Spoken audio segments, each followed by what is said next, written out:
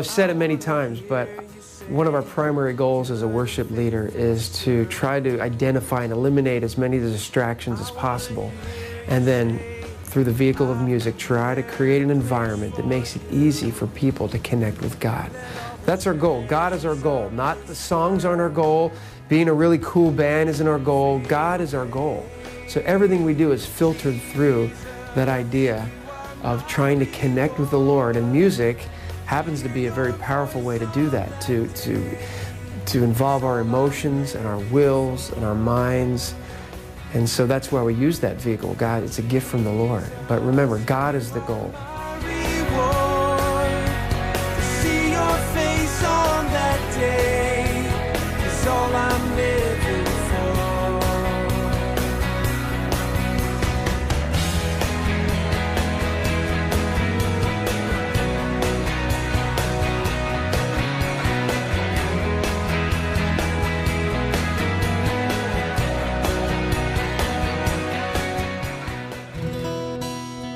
Okay, one of the first things we're going to look at in regards to playing as a worship team, as a worship band, is one of the things I see a lot in beginning worship teams is that everybody's playing a lot. Everybody comes in playing their instrument full on instead of learning to listen to one another, learning to kind of pull back and leave space in the music. You know, the space and the rests in music are just as important as the notes.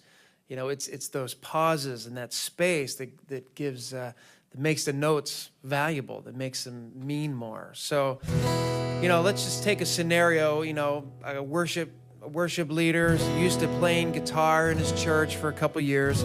He's leading worship, praying for more musicians to come into his band, and then one glad day, you know, he's used to playing the bass part, and he's also has to kind of keep the rhythm going, and he's got to keep this stuff up here because he's trying to provide as much music as possible. And one glad day, a bass player shows up, and he's got a heart for the Lord. He has some talent. He shows up at practice. All of a sudden, we start adding a bass player.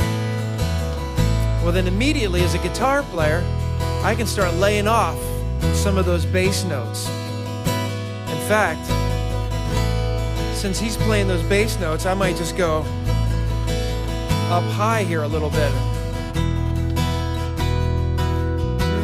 Yes, Lord, we lift your name on high. We bless your name. See, I don't have the pressure of having to provide all that bass stuff. And let's say like a few weeks later, a keyboard player shows up. He's got a heart for the Lord. And we're like, man, praise God. And we practice a little bit. All of a sudden, he joins the band. And instead of him playing where I'm playing, he's going to play up a little higher. So all of a sudden, listen to this. He's going to be way up here now.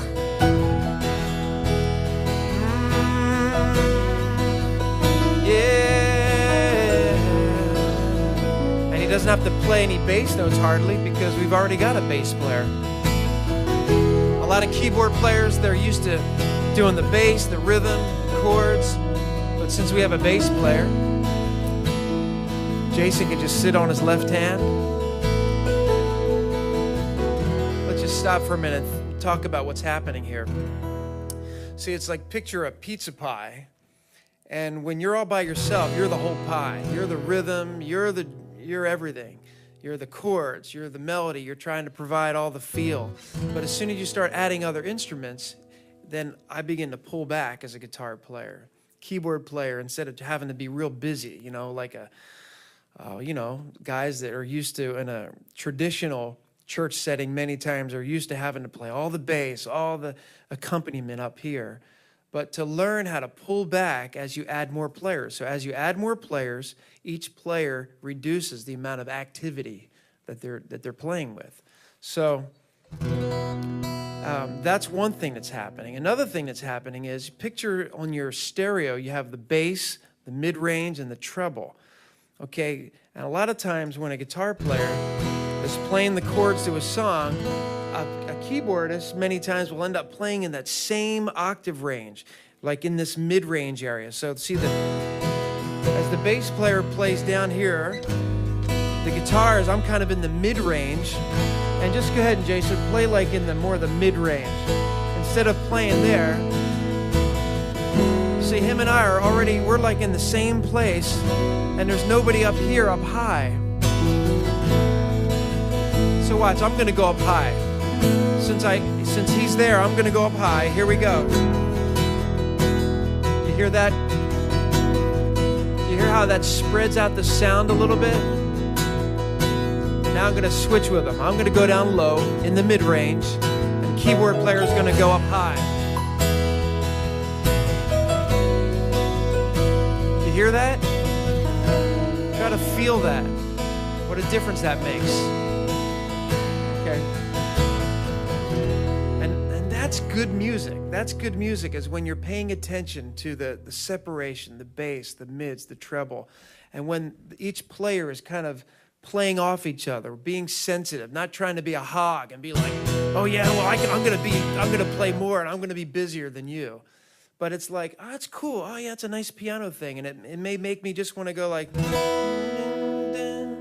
while he's playing that. 2, 3, 4. Now here's what'll happen now. Now let's say a month later, we get a guy finally that's got a heart for the Lord, and he can play drums. And even though that it could potentially freak out some of the people in our church, we're going to take this step and add a drummer, which is what we did many years ago. And that was like a big deal, and some people freaked out. But, you know, this guy Carl, he's got a good heart, and he's not going to come in the first day and just blow people away. You know, we're going to kind of like slowly move into this thing. I know some of you are in the midst of a transition. You come from a very traditional church, and you're transitioning from sort of more traditional to more of a contemporary or more modern setting or style. So here's what happens when we add some rhythm. Again, as soon as we add some rhythm, I can back off as a guitar player from having to keep that thing going. So let's just try that simple progression we're doing. 1, 2, 3, 4.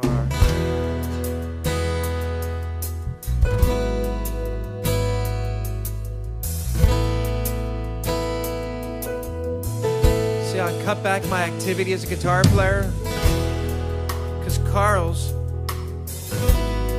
he's providing that subdivision. Hear that?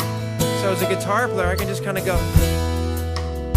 And Jason's playing little nice melodies up an octave higher than I am. Don's down there keeping the low end happening. And we're just keeping it nice and light. Pretend that's the verse. And here comes the chorus. Pretend it's the same progression. All we're going to do is get a little stronger now. Now we add a little more activity. Adding some more activity. We're all strumming, playing a little bit harder. Yes, we lift your name. We bless your name, oh Lord. And here comes the verse again. We all pull back a little bit.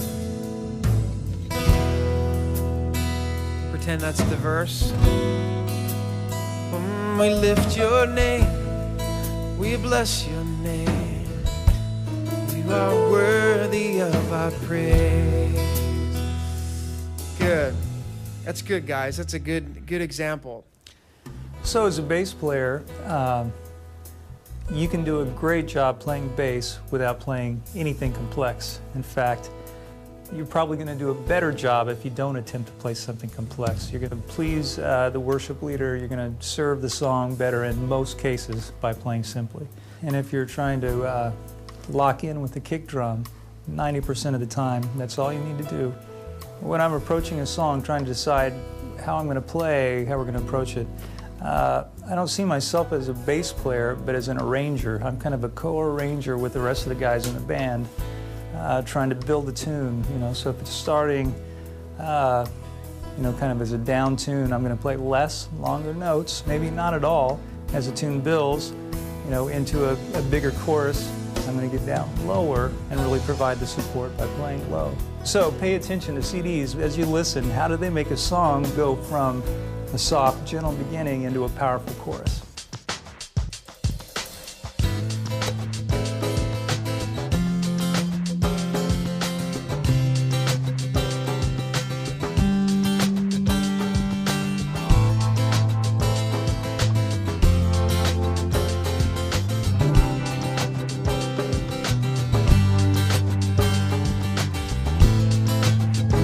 like him, the lion and the lamb, seated on the throne. Mountains bow down, every ocean roars to the Lord of hosts. Praise Adonai, from the rising of the sun until the end of every day. Praise Adonai, all the nations of the earth, all the angels and the saints sing praise.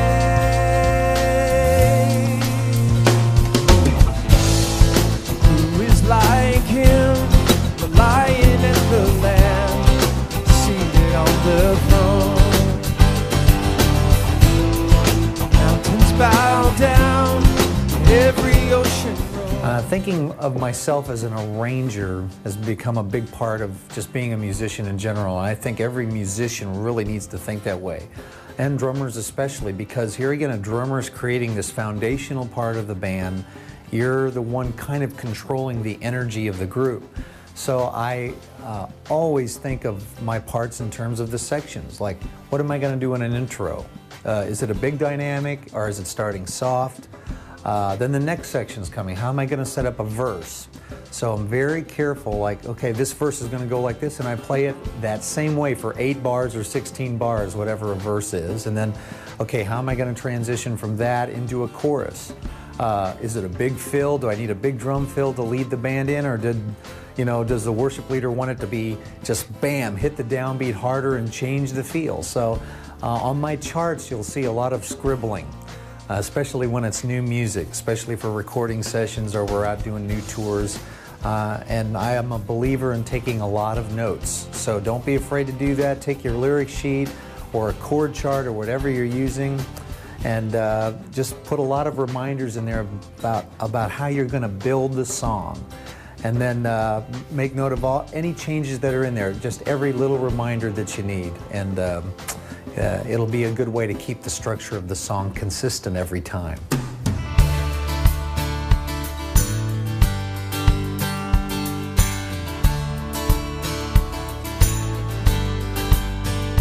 As we lift up your name, let your fire fall. Send your wind and your rain on your wings of love. Pour out from heaven your passion and presence. Bring down your burning desire. Revival fire fall. Revival fire fall. Oh, fall on us here with the power of your spirit. Father, let revival fire fall. Revival fire fall. Revival fire fall. Let the flame consume us with hearts ablaze for Jesus. Father, let revival fire fall. Oh, let it fall, Lord. As we lift up your name. Okay, so here's what I see happen a lot of times.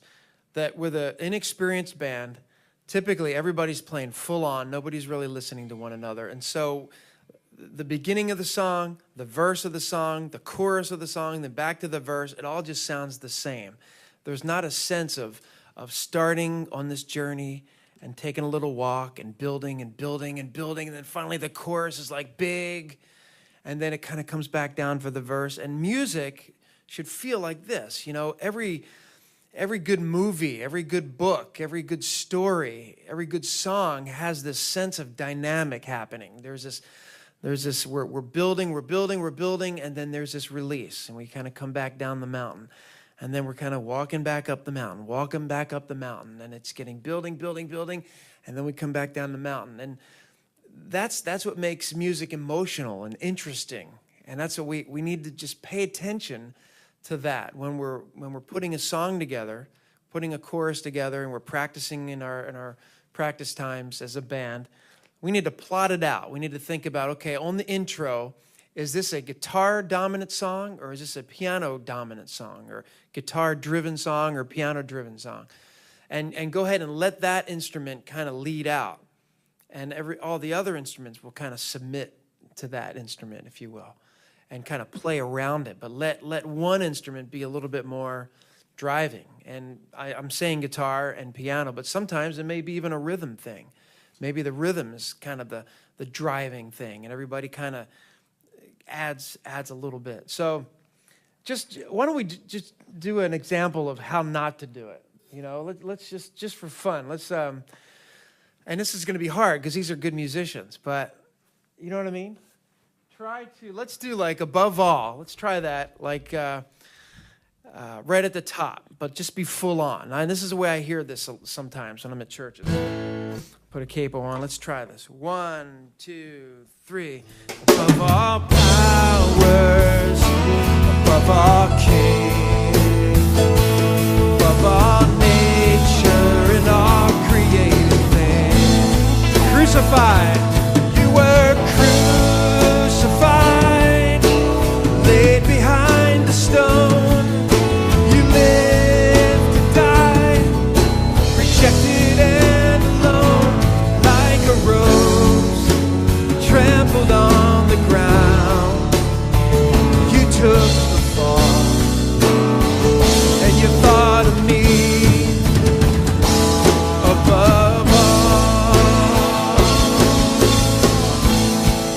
above all, above all powers, above all kings. All right. Stop. Now the problem is it kind of sounds cool, like it's like this punk alternative thing, you know? So it's hard not to even like that. I mean, it's like, but typically, generally, in the worship, you know, on Sunday morning with a mixed generational crowd, you know, we're talking about, you know, when we've talked about this earlier, when we lead worship, we're not just trying to lead the 25-year-olds or just the 30 to 40-year-olds. I mean, we always want to come with an attitude of serving the entire body of Christ. You want to come with an attitude of like it's a family meal, and you want to make sure there's hot dogs for the kids, and there's Brussels sprouts, and there's sauerkraut, and there's, you know, ham and roast beef. You know, you want to make sure that there's something for everyone. So again, let's like we're trying to make music that sort of appeals cross-generationally. So let's just try to do that right. And above all, in this case, let's say it's a piano-driven song. So we're going to map it out. Just take a few extra minutes before you start a song and map it out and say, okay, Jason, why don't you start the tune off? And I'm just going to not even play in the beginning of it. And then maybe Don, the bass player, will probably like kind of just sneaking up high. I'm just going to let them do what they do because they do it well. And just kind of pay attention, if you can, to what each instrument is doing and how the song begins to build to the chorus. So let's just try this together. Okay, Jason.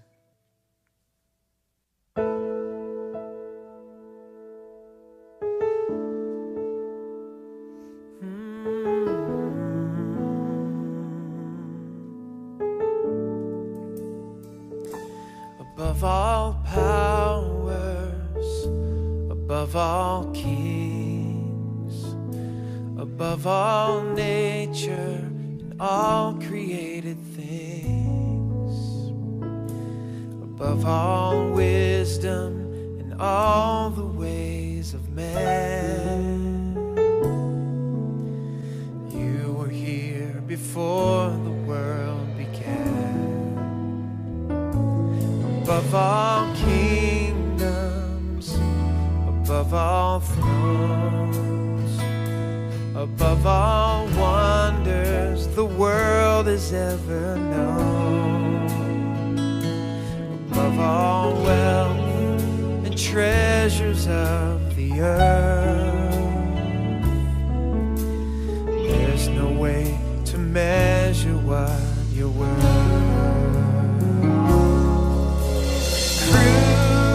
Crucified, laid behind the stone,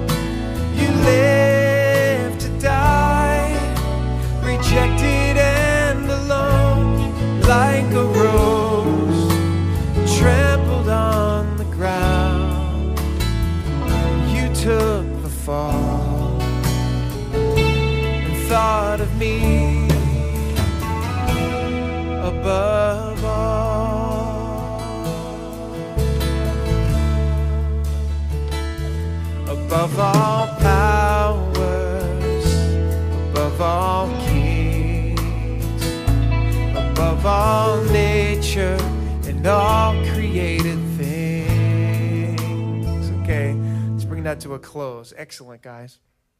Again, I hope you can rewind and kind of listen again. But notice how it started off piano, just real intimate, since the song calls for that.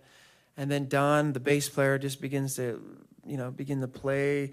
Not a lot. He's not real busy. He's just playing whole notes, just letting them ring out. And then Ken, on the electric guitar, just begins to do little volume swell things, just little ethereal things. Carl on the drums was playing little cymbal-y things and didn't come in with a full groove until the chorus. And then when he did come in, boom, ga, boom, ga, you can just feel the song pick up on the verse. And it just, makes you stand a little taller. And it's these little things that inspire our people to worship. They don't quite know. It's like a combination, the anointing of God. I mean, that has to be there.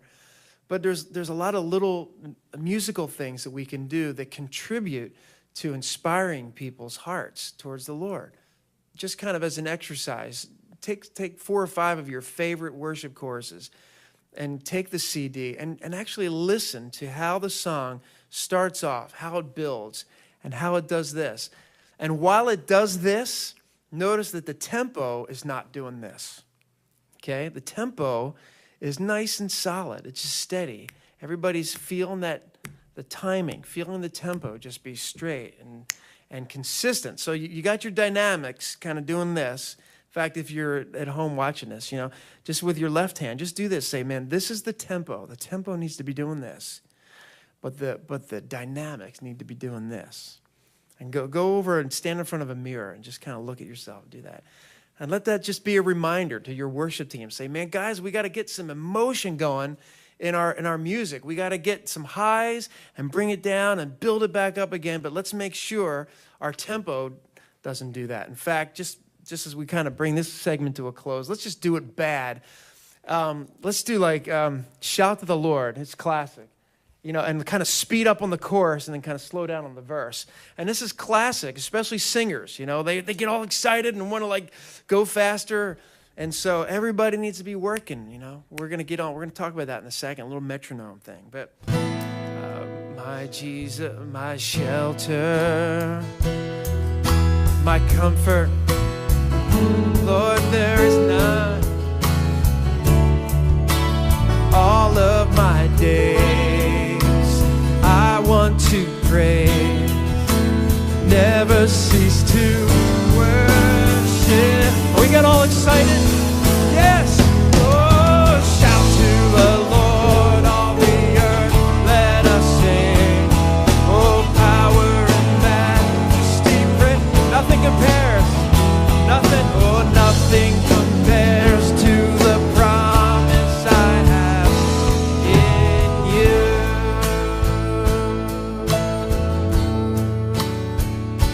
And then we get quiet. My Jesus. Now that is bad. That is bad. So don't play that for your friends and say, check this band out, because that was bad. And so make sure your band doesn't sound like that, because that ain't happening. So practice that. Practice making sure that tempo, when it gets exciting, let's just do that. Never cease to worship. And let it get big, but pull back on the reins like you're pulling back with a horse. Like, whoa. Sometimes I'll even look at my singers sometimes and go like, when I know they're about to jump the gun, and I kind of do this. I'm serious. I kind of like, whoa, guys, pull back, hold on.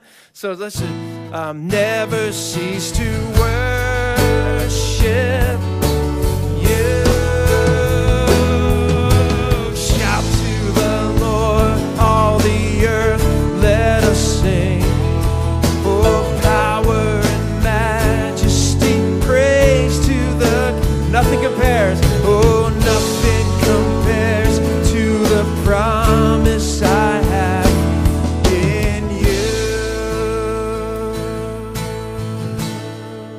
My Jesus. My Jesus. So hopefully that felt a little better. That makes sense. Again, practice those things, guys. Take 4 or 5 songs in the next few weeks and practice at your rehearsal, trying to keep the dynamics strong and yet keep the tempo right on. So a great way to practice groove is to practice with a metronome, but instead of on every beat, practice with the metronome on 2 and 4. So if here's time 1, 2, 3, 4, 1, 2, 3, boom, boom, boom, boom, boom, boom, boom, boom, boom. So what that does is it's not spoon feeding you every click. It's kind of making you, it's relying on you to provide where the downbeat's going to be. And in doing that, it helps you learn where to place a beat to make it feel good against the backbeat. The mechanics of like zeroing in your sense of time is the constant practice of working with machinery, you know, a metronome, a drum machine, sequences, anything like that. I'm a big proponent of working with CDs, but that can be a bit of a liar. And I always tell students that CDs will cover a multitude of your flaws. So it's a bit of a, you know, it's a lie in the sense that the CD's feeling really good, and even if you're not feeling good, you're not aware of it. So it's better to actually work with a drum machine or a metronome, where here you are, you know, open bare to like just the sound of a click playing along, and you're playing your little grooves and fill ideas over a straight click and determining how that feels. It's also really good to record that time. So that's been very helpful through the years, and it's something I keep doing. You never get done doing that. It's sort of like an athlete is always in training if they want to be at the top of their game.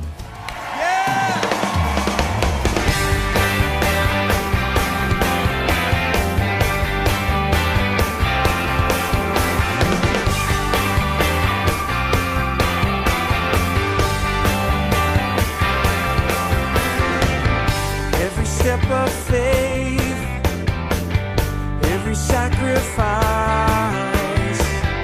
every prayer that's prayed from an honest heart. You alone deserve every breath of worship. I just want to say how great you are. Yeah. 'Cause it's all for you. Every song of praise is all for you. Every hand that's raised, everything I am, everything I do is all for you, all for you.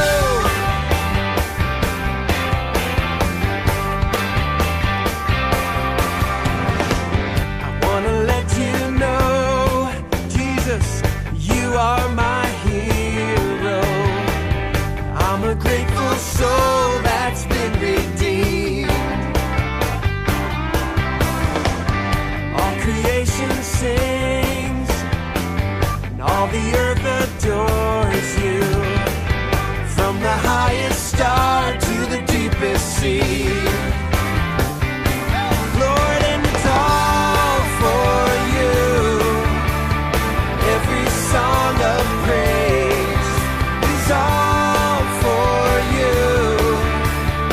Every hand that's raised, everything I am, everything I do is all for you, all for you.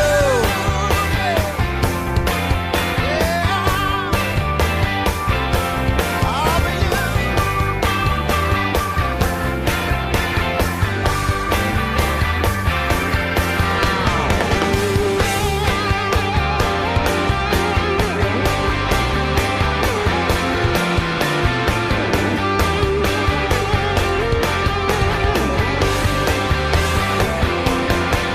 And it's all for you.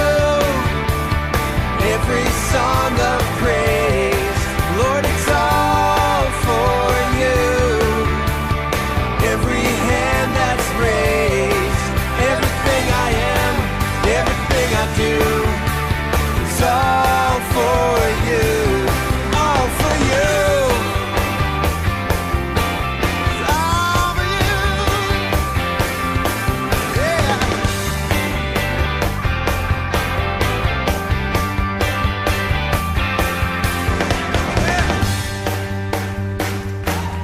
Yes, Lord. Tonight, every song of praise, every stomping foot, every clapping hand, every swaying body, every dancing foot, every prayer of thanks. It's all for you, Lord. Every bass lick, every drum hit, every guitar play. It's all for you. It's all for you. All for you. It's all for you. All for you. It's been all for you. All for you. Lord, it's been all for you.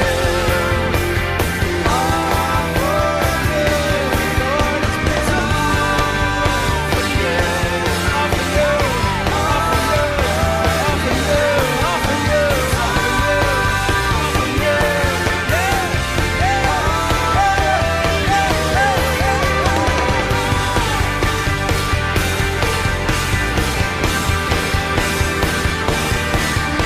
all for you. It's all for you.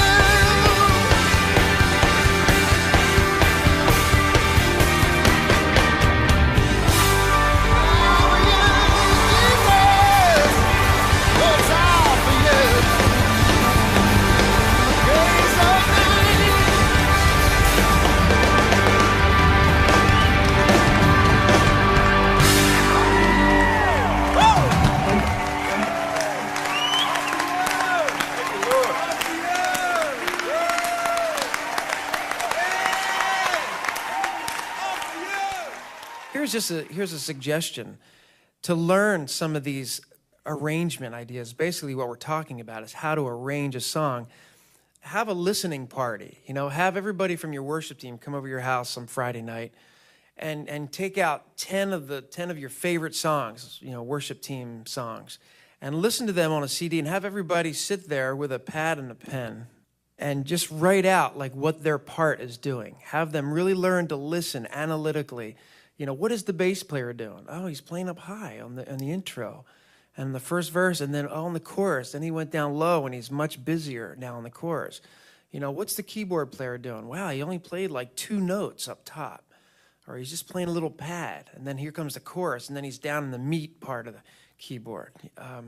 So it's really helpful. What's the electric guitar player doing? All of a sudden, you've got this band thing going, and one day, you're blessed with this electric guitar guy that comes along, and he's not some Eddie Van Halen wannabe, and he's not some show-off that wants to he actually has learned to just submit his guitar playing to the song.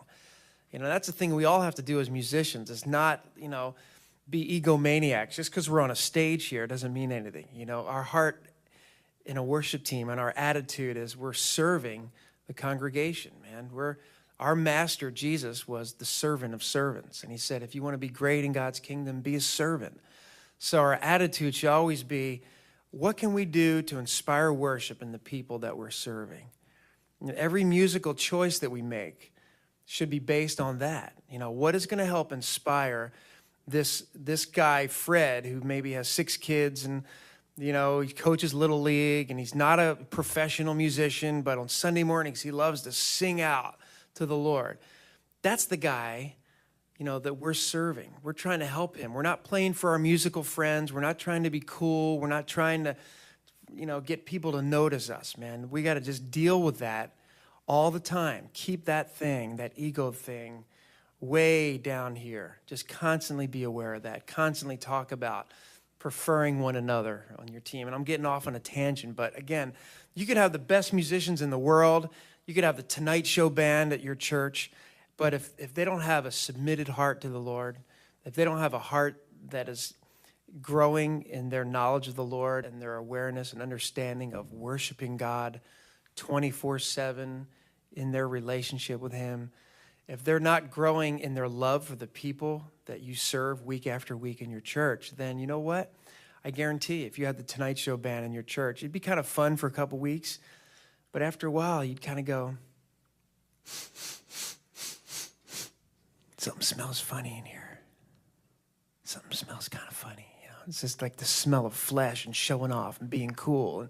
And that's cool. That's the world thing. And sometimes on a Friday night rehearsal, have fun, man. We got to have fun and enjoy our instruments, and even on a Sunday morning. But there's just a difference in heart attitude. At the same time, I look at my role as kind of being a co-leader. And that's not like trying to gain any glory for what I do, but I don't take the job as a job. It's not just the gig. I'm not just kind of like, you know, hitting some instrument. I'm really ministering to the Lord like the worship leader. And that's kind of brought a whole new dimension of how I think about playing with the worship team, working with the band. And, you know, I let all of the musical stuff kind of relate to that, the flowing of a song. When it's really structured and there's the discipline of playing the song well and playing it to a click or a sequence, I want it to feel good, I want it to be musically exciting. But I'm also singing the song with the worship leader. And then, of course, there's always the moments where there's that time after a song where you're just in this moment of a Selah, where you're just meditating on what has just happened in the presence of the Lord. And many times for me, the reaction is musical. Like I start decorating things on the cymbals with mallets or brushes, and then I'll reach over and grab like a shaker and do a little spin or some chimes, and it's always an emotional reaction for me more than it is a musical thing. I mean, it's being translated into music, but it's really coming out of the heart. And I always tell players, like, if you're thinking of like, how can I be cool right now, don't do that. Like, don't gauge it according to the cool factor or trying to be hip or trying to impress, but like, think of yourself as being in the presence of God, playing your instrument, trying to please Him, and to imagine the look on the Lord's face when He's hearing this music come out of your soul to His heart.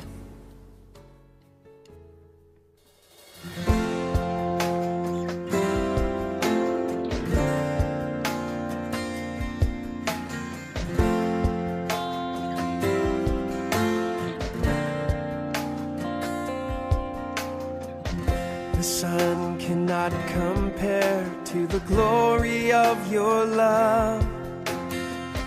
There is no shadow in your presence. No mortal man would dare to stand before your throne, before the Holy One of heaven.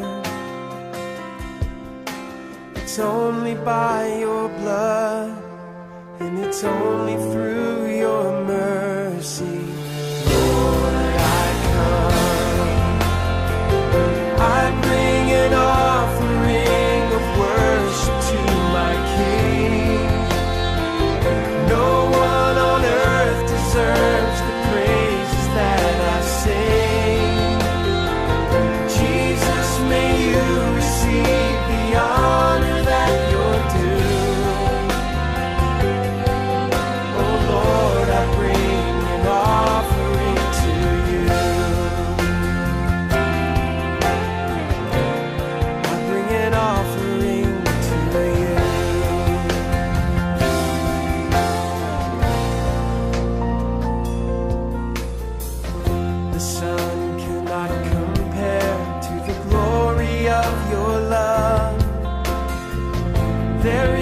shadow in your presence.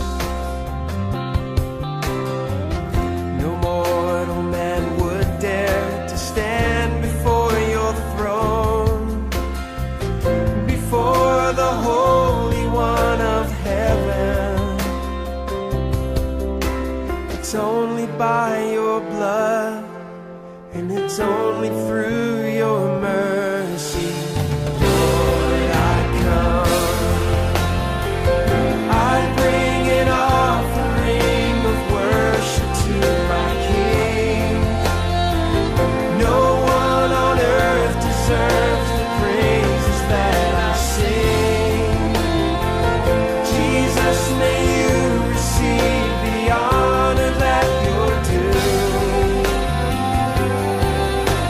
Lord.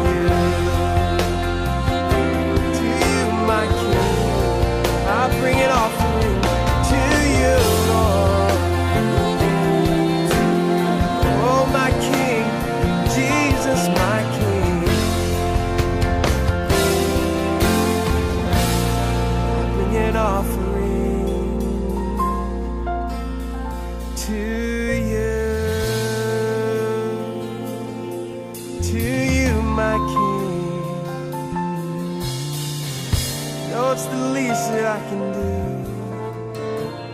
Sacrifice of praise, offering of thanks and gratitude to you, my King, to you.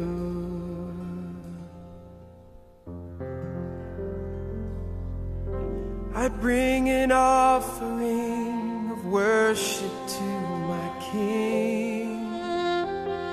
No one on earth deserves the praises that I sing. Jesus, may you receive the honor that you're due. Oh Lord, I bring an offering to you. Oh Lord, I bring an offering to you. Oh Lord, I bring an offering to you.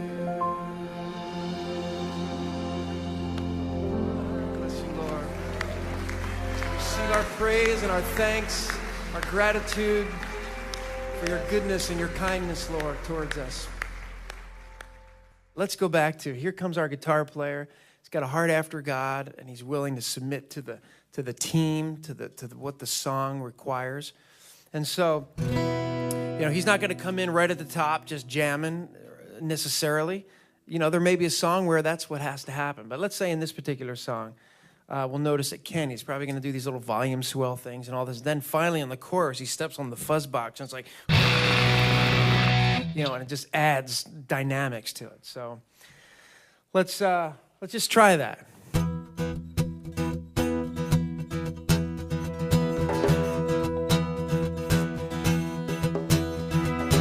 Open the eyes of my heart, Lord. Open the eyes of my heart.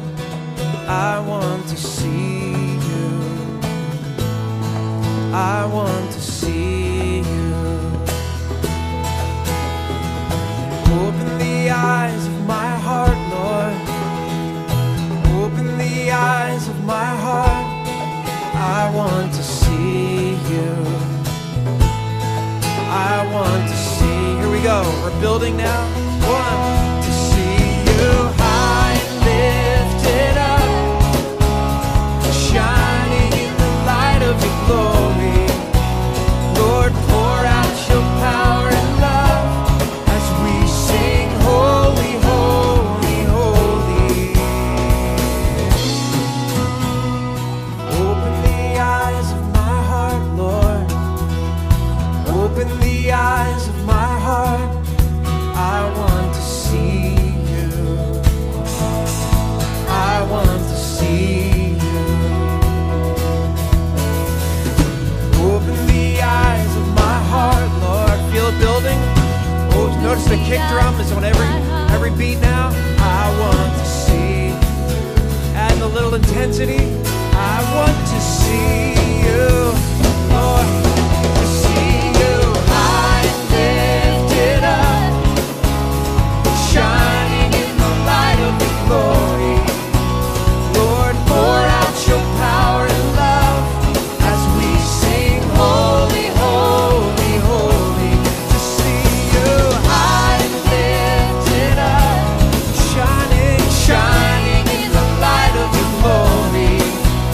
Lord, pour out your power and love as we sing, holy, holy, holy. Holy, holy, holy. Holy, holy, holy. Hear how everything's come down? Holy, holy, holy. I want to see you. I want to see you. I want to see you.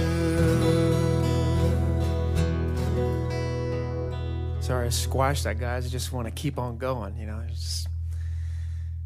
But I hope, to me, that was a good example of kind of keeping things kind of like percolating, but keeping it kind of held back until the chorus, boom, and then you pull it back again, and then boom. And so again, strive for that in all the songs that you guys do. Man, it's invaluable to work out some common signals, some real subtle things with your worship team to like when the ending of the song is coming up, or maybe when you're going to redo the chorus, or just little things like a little nod. I really appreciate that when we're getting near the end of the song, when the band guys, they're worshiping and they're playing, but they kind of have half an eye on me, so I don't have to be like, hey guys, you know, and like getting their attention. All it takes sometimes is just a little nod or just a look, and they pretty much know, okay, we're going to do this, or here comes the ending, or sometimes I'll use the neck of my guitar. But it's important to kind of work out some kind of real subtle signals. I used to do this when I end a song, and I remember my pastor saying, that's a little funny, you know, when you do that, it's kind of like, so I don't do that anymore. Yeah, sometimes when I get to the end of a song, and I just feel this strong urge to pray. You know, I'm just feeling maybe something that was said in the song and the response of the crowd, and I just sense something's happening in the spirit, and I just want to focus and kind of draw out of my heart something that I'm sensing from the Lord, you know, to pray that out. And, you know, again, I'll kind of like look over my piano player, maybe just do this thing, you know, kind of a signal like keep playing, you know, so that I can kind of let go. As much as I've been doing it over, you know, playing and singing, I still find at times that I just don't want the distraction of even trying to play something underneath, but to just be able to let go and say, God, we just press into you, and we just focus our hearts upon you, and you know, and just that kind of a thing, knowing that there's some kind of a musical bed underneath being supplied by the keyboardist or the other guitarist. So again, it's working out some kind of subtle signal that lets the band know, okay, keep playing here, or, you know, support me here, hey, I need you here. And many times I'll just kind of do that, that little move there. So, of course, it requires the keyboard player to be paying attention and to be kind of looking like, oh, okay, there he goes. And there are certain sounds and there are certain instruments, parts of the instruments that you can use to create atmosphere, to bring people into a place of worship. Or I believe that there are certain sounds, and there are, you know, as Paul said earlier, you can go up to the high end of a keyboard or the high end of a guitar neck or a bass neck, and that gives it a different color. Same with sounds and keyboard. There are certain sounds that can usher people into a new atmosphere or an emotion. Hymn, let's say I'm playing the chorus of How Great Thou Art.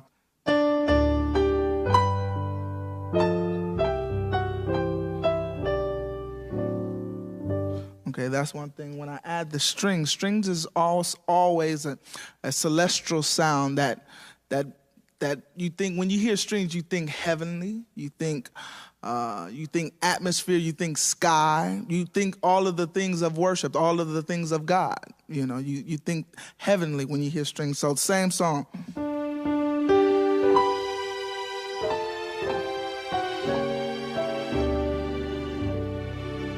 So when you add those type of things, those different textures and those different sounds, that creates a different atmosphere. Same thing with that. Let's add the drums with, like, just on the top of the cymbals with it, and see what happens with that.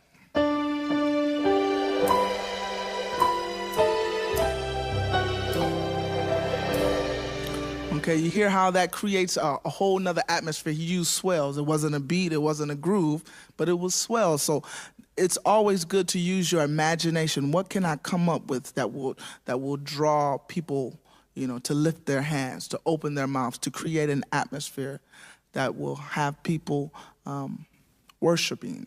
We're going to try a modern way of creating an atmosphere for worship at this time. I have a pad here, and it's just going to build. Carl's going to come in, and the band is just going to drop in. Check it out.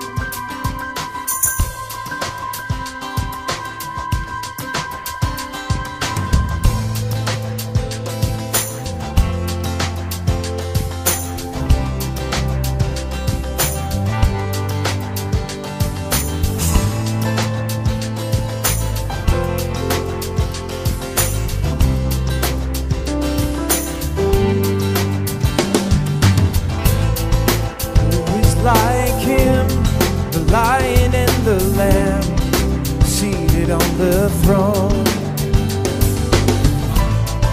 Mountains bow down and every ocean roars to the Lord of hosts. Now, I want to move over to the drum kit for a minute. You know, as a worship leader, I'm not a drummer, but in order to communicate with a drummer, I've got to know some things about the drum set. I got to be able at some point to be able to say to the drummer, "Hey, can you give me a kick and a snare on the chorus, or can you give me a little 16th note hi-hat thing?" You know, like one end, a two end, a three end, or give me eighth notes. And I'll say, "Hey, can you just give me, Carl, can you give me some eighth note type thing on the hi-hat and just kick, drum, and hi-hat?"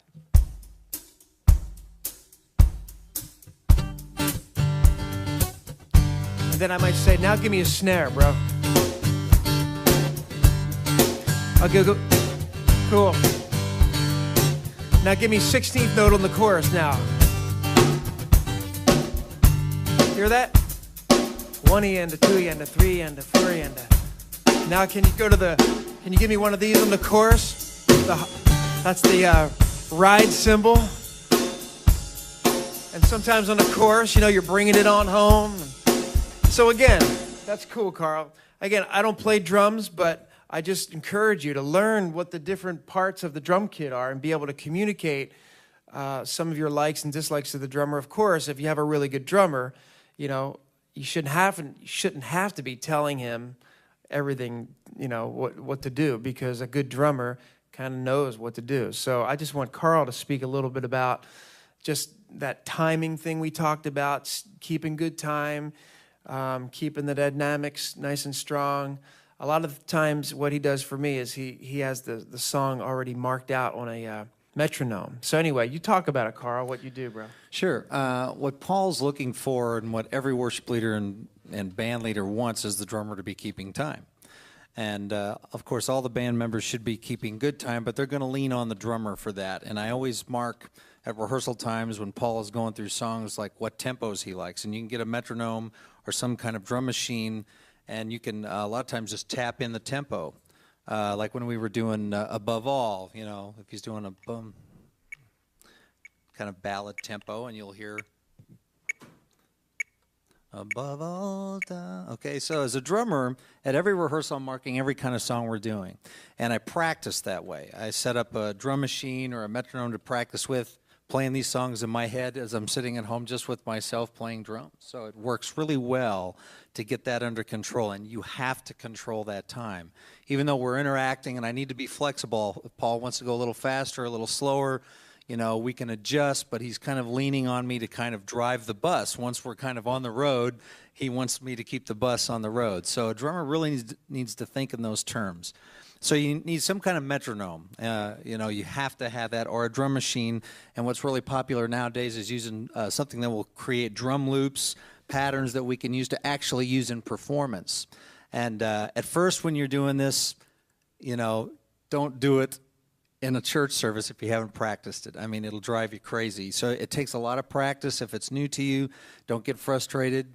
Start and stop. You know, you might have to play 4 bars and start over, but start practicing with this whenever you're practicing, and you'll get used to the idea. We're going to do a little bit of playing a song that we actually use a drum loop on. We're going to do Trading My Sorrows, and this little funky pattern you hear is coming out of this machine that's a basic small sampler, and it's just going to play this loop over and over, and you're hearing this in, I would probably say, 90% of contemporary worship and Christian music and things you hear on the radio. We're not using it so much live all the time unless it's really musically working well. I don't recommend it that you use it on every song in worship, but a couple tunes is kind of a cool thing to do, and it'll really help your teams tighten up the sound if you get used to doing this kind of thing. So we're going to try this. 1, 2, 3, 4.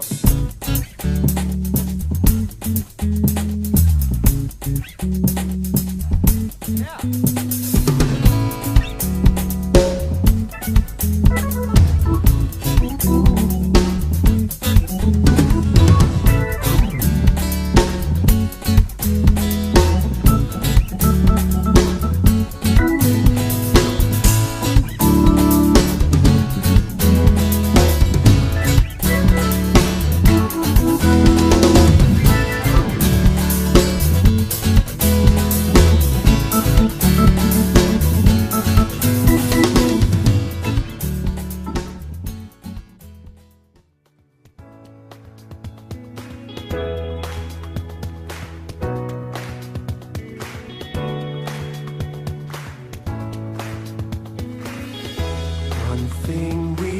ask of you, one thing that we desire, that as we worship you, Lord, come and change our lives. Arise, arise, arise, arise, arise, take your place, be enthroned on our praise. Arise, King of kings, holy God, as we sing.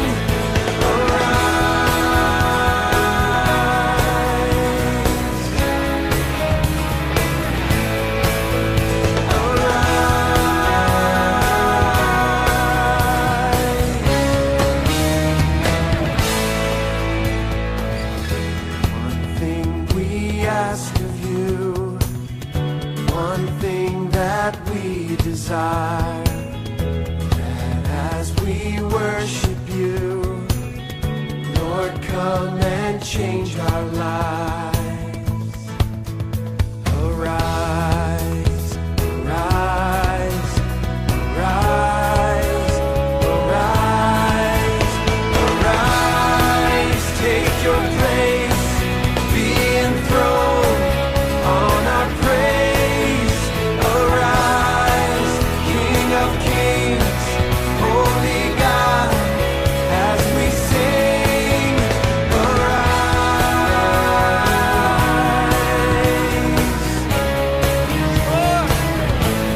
Lord, arise.